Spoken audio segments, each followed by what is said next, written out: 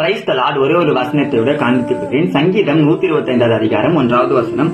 கர்த்தரை நம்புகிறவர்கள் என்றென்றைக்கும் அசையாமல் நிலைத்திருக்கும் சீயோன் பர்வதத்தை போல இருப்பாங்களாமா. அதாவது என்ன விஷயம் அப்படின்னு பாத்தீங்கன்னா, நிறைய பேர் நம்ம கிட்ட வந்து சொல்லுவாங்க, நீ நல்லாவே இருக்க மாட்டா, நீ நாசமா தான் போயிடுவ, நீ எப்படி வாழ்ந்துற பாக்குறியா, உன்னை நான் என்ன பண்றேன் பாருன்னு சொல்லி நமக்கு விரோதமா எவ்வளவு சத்துருக்கள் எழும்பிருக்கலாம். நம்ம சொந்தக்காரங்களை நம்மள ஏமாத்திட்டு கைவிட்டு போயிருக்கலாம். நம்ம ஃப்ரெண்ட்ஸ் எல்லாம் நம்மள அவமானப்படுத்தலாம், ஹர்ட் பண்ணிக்கிட்டே இருக்கலாம் எல்லா டைமும். ஆனா ஆண்டவர் சொல்றாரு, மகனே மகளே, நீ என்ன நம்புற பிள்ளையா இருந்தேன்னா நீ அசையாமல் இருக்கும் சீயோன் பர்வதத்தை போல இருக்கியாமா. அதாவது என்ன விஷயம்னா, ஒரு மலை எந்த அளவுக்கு ஸ்ட்ராங்கா இருக்கோ அது போல உன் வாழ்க்கை ஸ்ட்ராங்கா இருக்கும். ஆனா நீ என்ன பண்ணணும், என்ன நம்பணும் அப்படின்னு சொல்லி எனக்கு ஆண்டவர் சொல்றாங்க. ஆனா இங்க நம்பர்ல ஒரு பிரச்சனை இருக்கு. என்னன்னு பாத்தீங்கன்னா, கர்த்தர் என் வாழ்க்கையில் மிராக்கல் செய்தோ அற்புதம் செய்யறோம், நான் அப்புறம் நம்புறேன் நிறைய பேர் சொல்றோம். ஆனா கர்த்தர் வந்து என் வாழ்க்கையில் அற்புதம் செய்யறதோ இல்லையோ, அவர் என்னை கொன்றுபடலும் அவர் மேல் பற்றுதலா இருக்குன்னு சொல்லி யோபு ஒரு இடத்துல அழகா சொல்றாரு. எனக்கு மிராக்கல் நடக்குதோ நடக்குது, கர்த்தர் எனக்காக இருக்காருன்னு நீங்க அவர் மேல விசுவாசமா இருந்தீங்கன்னா நிச்சயமா யோபுனுடைய வாழ்க்கையில பாத்தீங்கன்னா கடைசியில ரெட்டிப்பா பெற்றுக்கொண்ட அந்த நன்மை உங்க